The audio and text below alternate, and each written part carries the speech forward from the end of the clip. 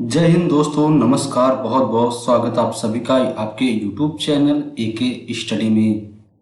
जैसा कि दोस्तों आप सभी का एग्जाम आ चुका है और आप सभी लोगों के लिए हम मैथ की एक ज़बरदस्त सीरीज ले आए हैं, जिसमें आपको डेली 10 क्वेश्चन की एक सीरीज मिलेगी जो आपके एग्जाम के लिए बहुत ही हेल्पफुल होगी।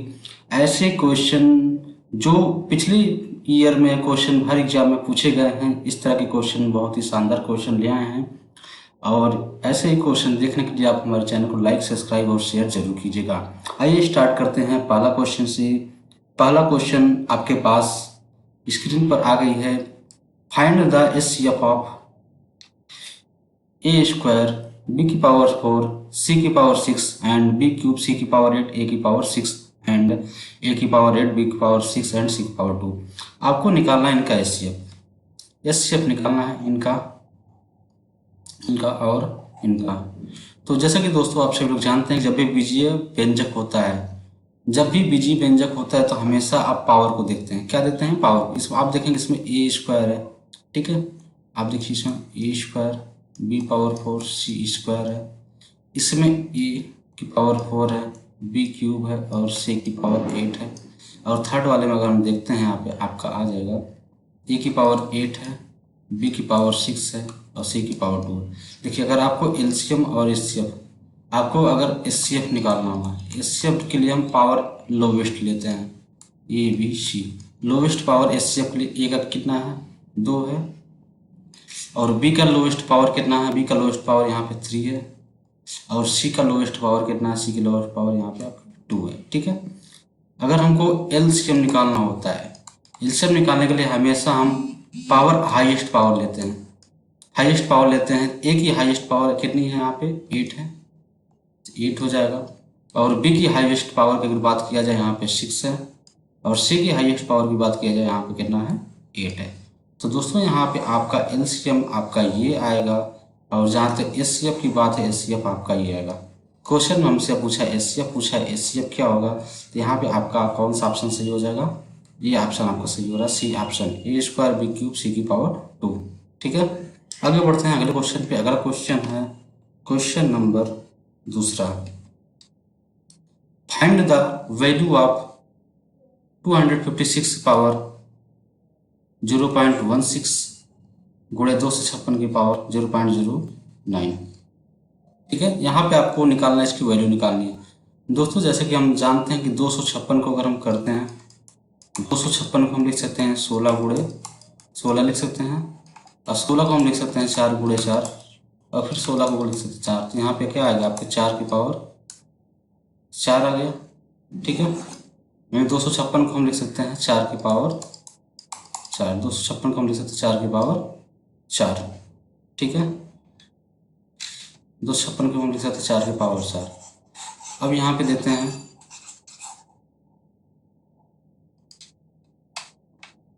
256 की पावर 0.16 है ना। तो दोस्तों जैसा कि हम जानते हैं कि ए की पावर एम गुणे ए की पावर एन होता है, तो हमेशा आपका ए की पावर एम प्लस एन हो जाता है। यानी पावर क्या होता है? जुड़ जाता है। जो घात होता है, जो पावर होता है, आपका क्या हो जाता है? जुड़ जाता है। वही कंडीशन यहाँ पे भी लाएंगे, यहाँ पे भी आपका होएगा 256 की पावर आपका यहाँ पे मल्टीप्लाई। जब भी यहाँ पे देखिए मल्टीप्लाई है, तो यहाँ पे मल्टीप्लाई होता है तो क्या होता है? पावर जुड़ जाती है। यहाँ मल्टीप्लाई पावर जुड़ जाएगा, तो 0.16 में आपका 0.09 ये जुड़ जाएगा, तो यहाँ पे कितना आ जाएगा? 256 की पावर आपका आ जाएगा 0.25 आ जाएगा, ठीक है। और 256 को हम लिख सकते हैं यहाँ पे क्या? 4 की पावर 4, ठीक है। 256 की जहाँ पे हम 4 की पावर 4 लिख देंगे और पावर क्या होगा? 0.25। अब यहाँ पे देखिए 4 की पावर यहाँ पे 4 गुणे 0.25 करेंगे, देखिए आएगा 4 की पावर 1 और जिसका मान आएगा 4। तो यहाँ पे कौन सा ऑप्शन सही होगा? आपका डी ऑप्शन सही हो जाएगा, 4 आंसर आ जाएगा 4, ठीक है। आगे बढ़ते हैं अगला क्वेश्चन, क्वेश्चन नंबर तीसरा क्वेश्चन है। एक आदमी की वार्षिक आय में 2 लाख रुपए की वृद्धि हुई है, लेकिन उसे जो आय का भुगतान करना है वह 20% से घटकर 16% हो गया है। अब वह पहले की तरह ठीक टैक्स का भुगतान कर रहा है, जिसकी बढ़ी हुई आय क्या है? आपसे कहा जा रहा है कि एक आदमी है जिसकी वार्षिक आय में 2 लाख रुपए। तो यहाँ पे देखिए, मान लीजिए, माना कि यहाँ पे उसकी जो एनुअल इनकम थी, जो एनुअल इनकम वार्षिक आय थी कितनी थी, मान लिए एक्स थी, पहले एक्स थी, बाद में कितना हो गया, बाद में उसका हो गया एक्स प्लस 2, यानी पहले एक्स लाख था, बाद में क्या हुआ, बाद में आपका एक्स प्लस 2 लाख हो गया। ठीक है, आपसे कहा जा रहा है कि जो पहले आय का भुगतान करता हुआ 20% से 16%, जो आयकर उसका जो था, यानी जो एक्स पर जो आयकर कितना था, एक्स पर आयकर आपका 20% था, और अब कितना हो गया, और जब 2 लाख रुपए इनकम बढ़ गई तो उसकी आयकर कितनी का रेट क्या हो गया, आयकर का रेट 16% हो गया। और यहाँ पे क्या दिया है कि जो टैक्स है, जो टैक्स यहाँ है वह पहले की तरह भुगतान कर रहा है, मतलब वह टैक्स कितना, वह टैक्स बराबर पे कर रहा है, यानी टैक्स जो आ रहा है वो बराबर पे कर रहा है, लेकिन क्या है, टैक्स की जो परसेंटेज है, परसेंटेज आपकी कम हो गई है। ठीक है, यहाँ पे x क्या आ जाएगा, 20x आ जाएगा बराबर 16 के x में गुणा करेंगे, 16x प्लस 16 दूने 32 आ जाएगा। अब यहाँ पे 20x में से 16x घटाएंगे कितना आ जाएगा, 4x आ जाएगा, और x बराबर क्या आ जाएगा, यहाँ पे 32 आ जाएगा, और 4 से x में भाग देंगे कितना आ जाएगा, 8 आ जाएगा, यानी x कितना आ जाएगा, x का मान 8 आ जाएगा। यानी जो पहले की इनकम कितनी थी, पहले की इनकम इसकी 8 लाख थी, लेकिन आपसे क्या पूछा, उसकी बढ़ी हुई इनकम, बढ़ी हुई इनकम तो आपकी ये है ना, x प्लस 2, तो आप कितना हो जाएगा, 8 प्लस 2 कितना हो जाएगा, 10 लाख, आंसर आप कितना आ जाएगा, 10 लाख रुपए आपका आंसर आ जाएगा। ठीक है, उम्मीद करता हूँ आप सभी को ये क्वेश्चन बहुत समझ में आया होगा। अगर आपको वीडियो पसंद आ रहा हो तो लाइक, सब्सक्राइब और शेयर जरूर कीजिएगा। आगे बढ़ते हैं अगले क्वेश्चन पे। क्वेश्चन नंबर आपका चौथा है। क्वेश्चन नंबर 4 आपके सामने आ गया। Find the value of, bracket में आपका दिया हुआ है कि माफ कीजिएगा, कड़ी में आपका दिया हुआ है और कड़ी का क्यूब आपसे निकालना चाह रहा है। तो यहाँ पे देखिए सबसे आसान तरीका, एक आपने फार्मूला सुना होगा, ए स्क्वायर माइनस बी स्क्वायर बराबर ए प्लस बी और होता है ए माइनस बी। ये फार्मूला आपने देखा होगा। ठीक है, वही फार्मूला हम यहाँ पे यूज करते हैं। यहाँ पे देखिए, इसको अगर इससे मैच करिए, देखिए जहाँ ए है वहाँ पे 13.608 है ना, क्या है यहाँ पे 13.608 है, तो यहाँ पे क्या हो जाएगा 13.608, एक बार प्लस हो जाएगा, प्लस बी के जहाँ पे आपका 13.392 है, तो ठीक है 13.392 ये हो जाए एक ब्रैकेट में, और दूसरा ब्रैकेट मल्टीप्लाई में करके आपका आ जाएगा माइनस करके 13.608 माइनस 13.392। ठीक है, अब यहाँ से देखिए जोड़ लीजिए, यहाँ पे जोड़ लीजिए, इसको ऐड कर लीजिए। देखिए 8 और 2 हो गया 10, 9 और 1 10 हो गया, 6 3 9 1 10, ये भी हो गया, और 13 3 26 1 27, यहाँ पे आ गया 27। तो गुड़े यहाँ से घटा दीजिए, 8 में से 2 जाए आपका 6 आएगा, और 10 में से अगर 9 जाए तो आपका 1 आ जाएगा, और 6 में से 5 में से 3 जाए 2 आ जाएगा, और ये आ जाएगा 0.216, ये आपका आ जाएगा। ठीक है, ये आपका आ जाएगा किसमें, ये आपका आ जाएगा कड़ी में, और क्यूब की घात 3 हो जाएगी। ठीक है, देखिए 27 को हम लिख सकते हैं 3 की पावर 3 लिख सकते हैं, ये इसको ऐसे लगा देंगे कड़ी। ठीक है, और कड़ी की घात यहाँ पे 3 कर देंगे, गुड़े देखिए पॉइंट अगर 6 हम कहें 0.6 गुड़े 0.6 गुड़े 0.6, अगर हम 0.6 का 3 बार गुड़ा, अगर 6 का गुड़ा 3 में करेंगे 216 आएगा, और 3 पॉइंट है यहाँ पर ऐसा आएगा। ठीक है, 216 का हम 0.6 गुड़े 0.6 गुड़े 0.6, यानी हम 0.6 की पावर 3 लिख सकते हैं इसको। ठीक है, अब यहाँ पे देखिए 3 है, यहाँ पे 3 है, ये 3 से ये 3 कट जाएगा, यहाँ कड़ी के बाहर आ जाएगा 3, ये पावर इसकी पावर 3 है, और यहाँ भी इसकी भी पावर 3 है, तो कटिंग आ जाएगा यहाँ पे 0.6, इसका मान क्या आ जाएगा, 3 से 0.6 में गुणा करना 1.8 जाएगा, इसका आंसर क्या आएगा 1.8, आपका सी ऑप्शन सही हो जाएगा। ठीक है, उम्मीद करता हूँ आप सभी को क्वेश्चन बहुत समझ में आएगा। अगर आप कोई सुझाव देना चाहते हैं तो आप कमेंट बॉक्स में जरूर लिखेगा। आइए बढ़ते हैं अगले क्वेश्चन पे। क्वेश्चन नंबर 5वां आप सभी के सामने है। 5वां क्वेश्चन है 3/4 गुणे 1 + 1/3 गुणे 1 + 2/3 गुणे 1 - 2/5 प्लस 1/6 7 1 - 12/13। ठीक है, ये आपको क्वेश्चन दिया हुआ है, आपको इसको सॉल्व करना है। सॉल्व करने में सबसे आसान सबसे क्या है 3/4 है, 3/4 लिखिए आप, गुणे ये 1 + 1/3 इसको जोड़ लीजिए, 3 का नंबर 3 3 1 4 क्या आ जाएगा, यहाँ पे 4/3 आ जाएगा, गुणे 3 का नाम 3, 3 2 5 मानी 5/3 यहाँ पे आ जाएगा। फिर गुड़े 5 का 1 में गुणा करेंगे, 5 का नाम 5 -2 यहाँ पे कितना आ जाएगा 3/5 गुड़े 1 + 6/7 7 का 1 में गुणा करेंगे 7 और 6 13 कितना आएगा 13/7 आ जाएगा। और गुड़े अब यहाँ पे देखिए 13 13 का नाम 13 में आपका 1 का गुणा करेंगे 13 का नाम 13 13 से 12 आ जाए 11 13 में से 12 आ जाए 1 आ जाएगा 1/13 आ जाएगा। ठीक है, अब यहाँ पे देखिए ये 4 से ये 4 कट गया, ये 3 से ये 3 कट गया, ये 5 से ये भी 5 कट गया, ये भी 3 से ये भी 3 कट गया, 17 से 13 कट के यहाँ पे क्या बचा, ऊपर सिर्फ 1 बच रहा है, नीचे क्या बच रहा है, नीचे सिर्फ आपका 7 बच रहा है। आंसर आपका क्या आएगा 1/7, ये आपका आंसर आ जाएगा। ठीक है, आगे बढ़ते हैं अगले क्वेश्चन पे। क्वेश्चन नंबर 6वां आप सभी के सामने है। Which one of the number is divisible by 25। आपसे कहा जा रहा है कि इनमें से कौन सा नंबर ऐसा, इन चारों में ऐसा कौन सा नंबर है जो आपका किससे डिविजिबल है, 25 से डिविजिबल है। ठीक है, आपको ऐसी संख्या बताना जो 25 से डिविजिबल हो। 25 से डिविजल के लिए देखिए यहाँ पे क्या करते हैं, 25 बना, जैसा हम जानते हैं कि अगर कोई भी संख्या हो उसके लास्ट में अगर 0 होता है तो वो 5 से, अगर लास्ट में 0 होता है, अगर डिजिट जो लास्ट डिजिट होती है, लास्ट डिजिट अगर या तो 0 हो या तो 5 हो तो वह 5 से डिविजल हो जाती है। लेकिन अगर हम 25 की बात करते हैं, 25 की बात करते हैं, 25 से वो डिविजिबल होता है जिसकी लास्ट की 2 डिजिट आपकी या तो 0 0 हो या तो 25 का मल्टीपल हो, तो 25 का मल्टीपल, 25 हो, 50 हो, 75 हो, यानी 25 का मल्टीपल हो तो बोल दो। ऑप्शन से इसमें देखते हैं 10 है, लास्ट की 2 डिजिट 0 नहीं है, ये भी ऑप्शन गलत हो गया। 55 लास्ट की 2 डिजिट 25 50 75, 25 का मल्टीपल नहीं है तो ये भी गलत हो गया।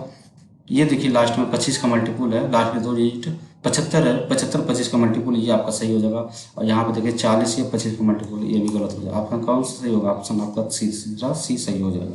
ठीक है, आगे बढ़ते हैं अगले क्वेश्चन में। Question number 7वां।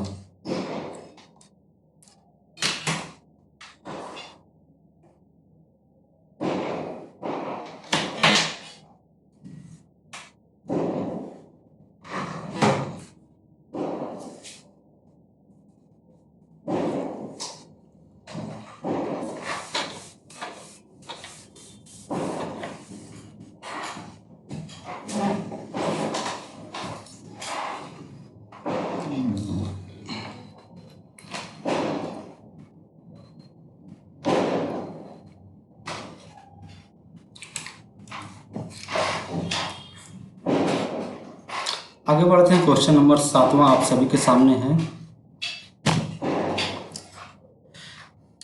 प्रश्न 7, 31,250 की राशि पर 12% प्रतिवार्षिक की दर से 2 वर्ष के लिए वार्षिक चक्रवृद्धि ब्याज क्या होगा यदि चक्रवृद्धि ब्याज 8 मासिक रूप से संयोजित किया जा रहा है तो।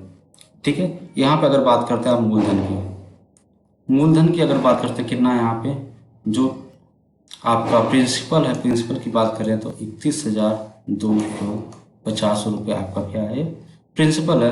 अगर रेट की बात करते हैं, रेट क्या है, रेट आपका माफ कीजिएगा, यहाँ पे आपका हो जाएगा, रेट आपका हो जाएगा 12% वार्षिक।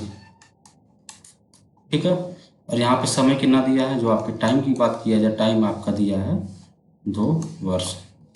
ठीक है, लेकिन यहाँ पे क्या दिया, यहाँ पे दिया जा रहा ब्याज जो आपको 8 मासिक यानी 8 महीने के हिसाब से संयोजित करना, 8 महीने के हिसाब से, तो 2 साल में 24 महीने होता है। अगर 8 महीने के हिसाब से किया जाए तो 8 का आपका 3 साइकिल बनेगा।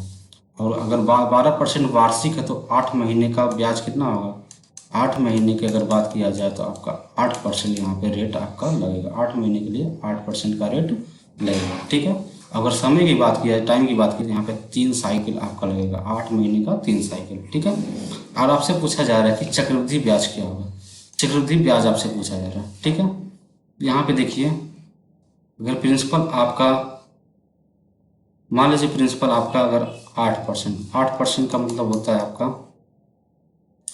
8% की अगर हम बात किया जाए तो 8% का होता है आपका 2/25। यानी अगर प्रिंसिपल आपका 25 है तो आपका कंपाउंड इंटरेस्ट प्लस प्रिंसिपल आपका, यानी जो मिश्र धन होगा आपका, मिश्र धन कितना हो जाएगा, 27 रुपये हो जाएगा। ठीक है।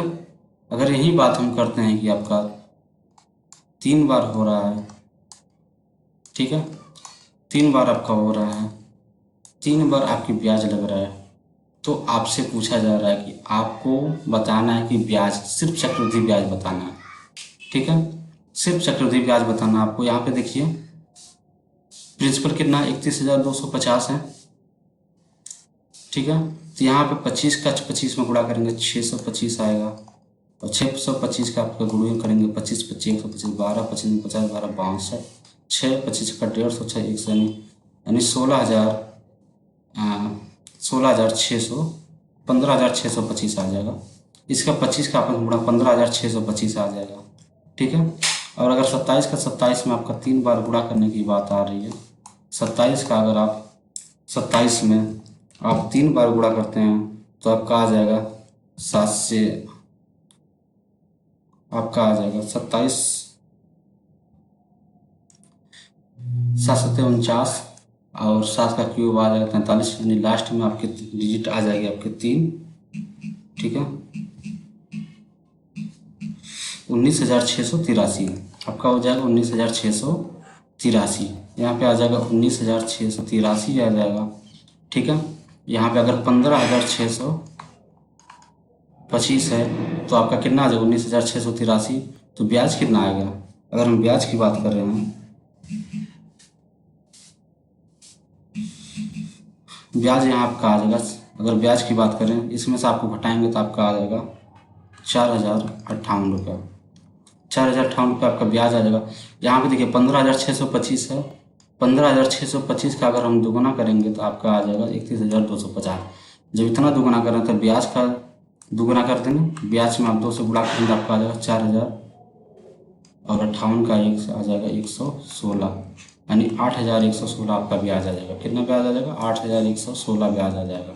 ठीक है, क्वेश्चन नंबर 7वां का आंसर आपका डी आ जाएगा 8,116। आगे बढ़ते हैं अगले क्वेश्चन पे। क्वेश्चन नंबर 8वां आप सभी के सामने है। क्वेश्चन नंबर 8, ए किसी घर को 55 दिनों में पेंट कर सकता है और बी इसे 66 दिनों में कर सकता है, तो सी के साथ उन्होंने केवल 12 दिनों में काम किया, तो सी अकेले काम को कितने दिनों में कर सकता है। अब यहाँ पे देखिए ये कितने दिनों में कर सकता है, ए आपका घर पेंट कर सकता है 55 दिनों में, बी करेगा 66 दिनों में, लेकिन सी के साथ अगर ये कर रहे हैं, यानी ए और बी और सी ये तीनों मिल के अगर कर रहे हैं तो कितने दिन कर रहे हैं, ये 12 दिन में कर रहे हैं। ठीक है, तो अगर हम इसको एलसीएम इनका निकालते हैं, एलसीएम आपका देखिए आ जाएगा यहाँ पे 11 25 55 का 66 आपका आ जाएगा 2, ये आपका एलसीएम आ जाएगा। 11 25 55 इसका आ गया, 66 11 का 6 से गुणा किए 66 आ गया, और 6 का 2 में गुणा किए 12 आ गया। ठीक है, ये आपका आ गया एलसीएम। ठीक है, आज 55 से भाग दीजिए, 55 भाग देंगे तो यहाँ आ जाएगा इसमें 12, और 66 से भाग देंगे 11 और 6 का गुणा कर देंगे तो यहाँ क्या बचा, 5 और 2 बचेगा, तो 5 दूनी 10 आ गया। और 12 की बात की तो यहाँ पे कितना आ जाएगा, 12 की बात करेंगे तो यहाँ पे आ जाएगा आपका 55। ठीक है, यानी आपको ए प्लस बी यहाँ पे कितना 12 10 22 हो रहा है, तो सी का कितना होगा, अगर सी की बात करें, सी का आपका 55 - 22, इसकी एफिशिएंसी कितनी हो गई, इसकी एफिशिएंसी हो गई 33। आपसे पूछा जा रहा है कि सी अकेले काम को कितने दिन में कर सकता है। अगर सी की बात किया जाए तो सी आपका करेगा 11 × 5 × 6 × 2 बट्टी हो जाएगा 33। 11 से 3 से भाग, 3 से आपका 2 आ गया, तो यहाँ कितना आ जाएगा, 5 दूनी 10 दूनी 20, कितने दिन में करेगा, आपका 20 दिन में करेगा। कौन सा ऑप्शन सही होगा, आपका डी ऑप्शन सही हो जाएगा 20 दिन। ठीक है, सबसे आसान तरीका यही है आपका एलसीएम निकालने का। ठीक है, ऑप्शन आपका डी सही हो जाएगा 20। आगे बढ़ते हैं अगले क्वेश्चन पे। क्वेश्चन नंबर आपका 9 क्वेश्चन आप सभी के सामने है। जब सूर्य की ऊंचाई 45 डिग्री से 30 डिग्री हो जाती है तो समतल भूमि पर एक ऊर्ध्वाधर मीनार की छाया की लंबाई 10 मीटर बढ़ जाती है, मीनार की ऊंचाई क्या होगी। आपसे पूछा जा रहा है कि कहा जा रहा है कि जब सूर्य की ऊंचाई 45 से 30 हो जा रही है, यानी यहाँ पे कोई एक मीनार है। ठीक है, एक मीनार है। ठीक है, मान लीजिए यहाँ पे एक सूर्य है, पहले यहाँ पे आपका 45 डिग्री बन रहा था कोण, ठीक है। लेकिन जब 45 डिग्री से आपका जब कोण 45 से बढ़कर आपका 45 से घट के यहाँ पे आपका 30 डिग्री का कोण बनने लगा, तो जो छाया की लंबाई कितनी थी, छाया की लंबाई आपकी 10 मीटर बढ़ गई, ठीक है। मान लीजिए ए बी सी डी, ठीक है। ये है आपका, देखिए जब 45 डिग्री होता है, अगर हम बात किया करते हैं साइन, अगर 45 डिग्री की बात करते हैं तो साइन 45 डिग्री में आपका 1 होता है, ठीक है। 47, क्योंकि tan 45 का मान क्या होता है, tan 45 के मान की अर्थ तो 1/1 होता है, ठीक है। 45 में 1/1 होगा। और अगर हम बात करते हैं tan 30 डिग्री की बात करते हैं तो क्या होता है, 1/√3 होता है। अगर यहाँ पे n रहेगा तो इसका मान क्या आएगा, यहाँ से यहाँ तक का मान आएगा √3। तो यहाँ पे 10 मीटर का क्या मान है, अगर हम बात करें 10 मीटर का मान की तो बात करें, 10 मीटर का मान क्या आ रहा है, √3 - 1, ये आपका 10 मीटर का मान आ रहा है। आपसे पूछा कि मीनार की ऊंचाई पूछ रहा है, 1 का मान पूछ रहा है, ठीक है। ये आपके मीनार की ऊंचाई कितनी है, 1 है। आपसे पूछ रहा है कि 1 का मान क्या होगा। अगर √3 - 1 का मान 10 मीटर है तो आपसे पूछा जा रहा है 1 का मान आ जाएगा आपका 10 मीटर बटे √3 - 1, ये आपका आंसर आ जाएगा। लेकिन आंसर में आपको ये नहीं दिया है तो आप क्या करेंगे, आप इसको आगे सॉल्व करेंगे, इसको आगे सॉल्व करेंगे, ठीक है। इसको आप आगे सॉल्व करेंगे तो आपका यहाँ पे देखिए 10 मीटर बटे √3 - 1 है, इसको हर का परिमेयकरण कर दीजिए। कैसे परिमेयकरण करेंगे, 3 + 1 से ऊपर नीचे गुणा कर दीजिए, √3 + 1 से गुणा कर देंगे, ठीक है। यहाँ आप गुणा करेंगे, यहाँ पे देखिए आ जाएगा नीचे a - b गुणे a + b, तो आपका a² - b², यानी आपका 3 - 1 आ जाएगा नीचे, ऊपर आ जाएगा 10 √3 + 1, ठीक है। यहाँ इसका 2 आएगा, 2 से कट जाएगा, आपका 5 आ जाएगा। यहाँ पे क्या आपका आंसर हो जाएगा 5 √3 + 1, ये आपका आंसर आ जाएगा, ठीक है। 5 √3 + 1, कौन सा ऑप्शन सही हो जाएगा, आपका बी ऑप्शन सही हो जाएगा। 5 √3 + 1 ये आपका सही हो जाएगा, बी ऑप्शन, ठीक है। उम्मीद करता हूँ आपको क्वेश्चन बहुत समझ में आया होगा। अगर नहीं समझ में आता तो आप कमेंट बॉक्स में जरूर कमेंट कीजिएगा। आगे बढ़ते हैं अगले क्वेश्चन पे। क्वेश्चन नंबर 10 आप सभी के सामने है। एक आयत की लंबाई 6:7 के अनुपात में बढ़ाई जाती है और इसकी चौड़ाई को 5:4 के अनुपात में कम की, यानी ये कोई आयत की लंबाई है, पहले 6 थी, अब बाद में 7 किया जा रहा है। यानी पहले कितनी थी, आयत की जो लंबाई थी यहाँ पे लंबाई और चौड़ाई, लंबाई की अगर बात किया जा रहा है तो पहले 6 था, 7 किया गया, और चौड़ाई पहले 5 था, तब कितना किया गया, 4 किया गया, ठीक है। तो यहाँ पे क्षेत्रफल की बात किया जाए, क्षेत्रफल क्या होता है, लंबाई गुणे चौड़ाई, 6 का 5 में गुणा करेंगे, इसका क्षेत्रफल 30 आएगा, और इसका क्षेत्रफल कितना है, इसका क्षेत्रफल आ जाएगा 28। आपसे पूछा जा रहा है कि इसका क्षेत्रफल किस अनुपात में कम हो जाएगा, तो किस अनुपात में कम हो जाएगा, इसका क्षेत्रफल आ जाएगा 55:14, कितना अनुपात हो जाएगा, 15:14 का अनुपात हो जाएगा। ऑप्शन आपका बी ऑप्शन इसका सही हो जाएगा, ठीक है। तो दोस्तों ये रहा आपके टॉप 10 क्वेश्चन आज के। उम्मीद करता हूँ आप सभी को बहुत बहुत समझ में आया होगा, ठीक है। अगर चैनल पसंद आए चैनल को भी सब्सक्राइब जरूर कीजिएगा, वीडियो को लाइक कीजिएगा और शेयर जरूर कीजिएगा। धन्यवाद, थैंक यू आप सभी को।